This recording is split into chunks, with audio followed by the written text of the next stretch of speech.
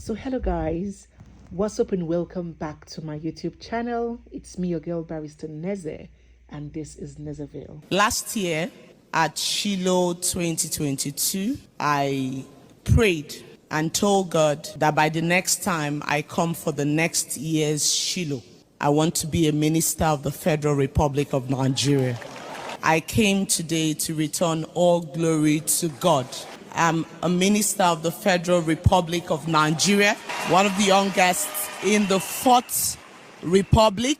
So yes, that is Dr. BETTA EDU, the embattled Minister of Humanitarian Affairs and Poverty Alleviation. She is, as you rightly said, the youngest minister and member of the Federal Executive Council of the Fourth Republic. Born on the 27th of October 1986 to an engineer dad and a stay-at-home mom, BETTA, who is a twin, comes from a family of 7. She, her parents, and 4 other siblings. They hail from Cross River State in Nigeria. BETTA was born in London and resided there until she was 8 before returning back to Nigeria. They anchored at their home state in Cross River. Upon returning to Nigeria, BETTA attended Charles Walker International Nursery and Primary School, where she took her common entrance and then proceeded to the Federal Government Girls College in Calabar in 2001 for her secondary education. And in 2009, she proceeded to the University of Calabar, where she obtained her first degree in medicine and surgery. She graduated from the university at only 23 years of age. After her first degree, Dr. BETTA proceeded to London, where she bagged the postgraduate diploma and a master's degree in public health for developing countries. She obtained these 2 from London School of Hygiene and Tropical Medicine in the UK. She then proceeded to obtaining a doctorate degree in public health from Texila American University. She is also a fellow of the Royal School of Public Health and the African Institute of Public Health Professionals. With an MBBS, a PGD, an MSc, and a PhD before the age of 30, Dr. BETTA is a very seasoned, highly educated woman. She is married with 2 children, and she keeps her family very private. Dr. BETTA ventured into politics very early. Her first romance with politics was as a teenage undergraduate at the University of Calabar. She was the vice president of the Students' Union government in 2007. She also serves as the president of the Female Leadership Forum there at the university. But her official launch into politics proper happened when BETTA was in her late 20s, after she returned back to Nigeria following the completion of her postgraduate programs. Dr. BETTA is said to have been brought into the political space by the wife of ex-Cross River Governor, Dr. Linda. Dr. Linda, the governor's ex-wife, is a medical colleague and is said to be a very close friend of Dr. BETTA EDU. In 2015, at only 29, Dr. BETTA got an appointment as a special advisor to the then governor of Cross River State, Governor Ben Ayade. She was the youngest person to be appointed as special advisor to the governor. She was special advisor on community and primary health care. In 2019, 4 years after her first political appointment at the age of 33, BETTA EDU was appointed as Commissioner for Health, making her the youngest person to occupy the office of Commissioner in that administration. The very next year in 2020, during the COVID-19 pandemic, Dr. BETTA EDU was appointed the Cross River State Chapter Chairman of COVID-19 Task Force, and in August of the same year, she bagged an appointment of National Chairman of the Nigeria Health Commissioners Forum. Despite starting out her political career as a card-carrying member of the People's Democratic Party, the PDP, Dr. BETTA defected to the APC in 2021, she defected in apparent loyalty and solidarity to her principal, the ex-governor Ayadi, who moved from the PDP to the APC. In 2022, Dr. BETTA EDU began pursuing her political interests at the federal level. She emerged the national women leader of the All Progressive Congress, the APC, in March of 2022. Once again, she was the youngest person to ever occupy that position. Before the age of 35, Dr. BETTA had achieved so much political feats, so significant that contemporaries twice her age haven't even been able to. Dr. BETTA is no stranger to controversies. In 2022, while serving as chairman of COVID-19 task force, she got entangled in an alleged photo scam. She was accused by human rights lawyer James Ebor of presenting and posting fake ventilator images that were not existing at the State Isolation Center.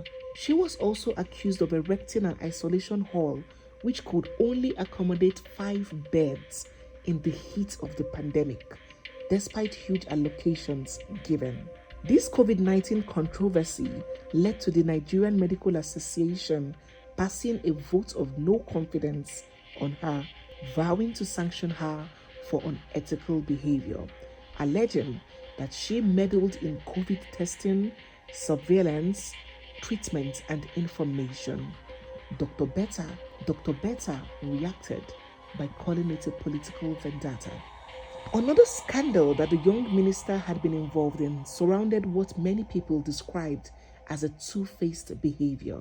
When the NSAS protest of 2020 broke out, Dr. BETTA, who then belonged in the opposition, the PDP, had tweeted, lending her voice to the movement and calling for a permanent shutdown of the Lekki toll gate. Shortly after that incident, Dr. BETTA defected to the APC and began singing the praises of the government she had strongly criticized. When she began running to occupy the position of APC women leader, she was called out by a group called the Buharist Hangouts, who opposed her emergence as women leader. They requested that the Convention Planning Committee disqualify her due to what the term unpatriotic disposition to APC.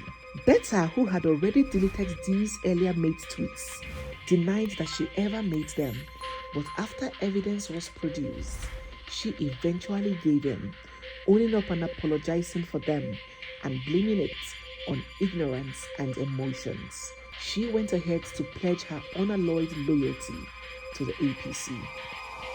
Dr. BETTA eventually became the national women leader of the APC and played a front row involvement in the 2003 elections campaign for President Bola Ahmed Tinubu. After assuming the position of president, Bola Tinubu nominated Dr. BETTA, who is 36 years of age, for Minister of Humanitarian Affairs and Poverty Alleviation. Her appointment was confirmed by the Senate, hence making her the first female minister from Cross River State and the youngest minister at the Federal Executive Council in the 4th Nigerian Republic. Video of her at the Winners Chapel annual program Shiloh have now made it out, where she was giving a testimony about how Bishop Oyedepo's prayers was instrumental in her becoming minister. I do, and I came to thank God. Last year at Shiloh 2022, I prayed and told God that by the next time I come for the next year's Shiloh, I want to be a minister of the Federal Republic of Nigeria. On the last day of Shiloh, just as I was working out, I saw Papa, Bishop David Oyedepo, and I went to greet him and meet him as usual. And I whispered to him, I said, Papa, I need you to pray for me. I have just one prayer request now. And he said, what is it? I said, I want to come back to Shiloh 2023 as a minister of the Federal Republic of Nigeria. He put his hand on my head and he said, it is done. I stood up and I left. I came today to return all glory to God. That in spite of all odds, today I'm a minister of the Federal Republic of Nigeria, one of the youngest in the Fourth Republic. People my age are not at the Federal Executive Council of Nigeria in this Fourth Republic, but today I can boldly stand here to say God did it. Dr. BETTA EDU is now once again in the eye of severe corruption and misappropriation allegations. First, her office is said to have disbursed a total of about 227 million for 3 states, Bayelsa, Kogi, and Imo, for vulnerable people ahead of the November governorship elections in the 3 states. Secondly, a leaked memo from the Humanitarian Affairs Ministry reveals that Dr. BETTA EDU approved the sum of 3.1 million for flight tickets from Abuja to Kogi states in November of 2023, whereas there are no airports in Kogi state. The last straw that has now broken the camel's back is the leak of another memo dated December 20th, 2023, which revealed Dr. BETTA directing the Accountant General of the Federation to transfer over £500 million to a personal account, thereby contravening Chapter 7, Section 713 of the Federal Government Financial Regulations Law 2009, which stipulates, and I quote, "Personal money shall in no circumstances be paid into a government bank account, nor shall any public money be paid into a private account." The President, Bola Ahmed Tinubu, has now suspended Dr. BETTA from her ministerial position and has ordered the Economic and Financial Crimes Commission, the EFCC, to probe and investigate these misappropriations. She has now been officially invited by the EFCC, who ironically is presently probing her predecessor, Sadiya Farouk, over alleged laundering of more than 37 billion naira during her tenure as minister under the administration of ex-President Muhammadu Buhari. Sadiya also was the youngest minister of that administration. This news has been greeted with heavy criticism and expression of disappointment. A lot of people believe that Dr. BETTA was supposed to be your model for breaking the norm and be a good ambassador for the not too young to rule agenda, but unfortunately has shown not to be any better, any different from the older folks. Some other people believe that she is just a victim and everything that is happening is the work of her detractors. Well, investigations are in process and we will let you know how that pans out. I believe that by this video, you should be able to know who the trending Dr. BETTA EDU is. Don't forget to subscribe, give this video a thumbs up, and drop your reaction down in the comment section.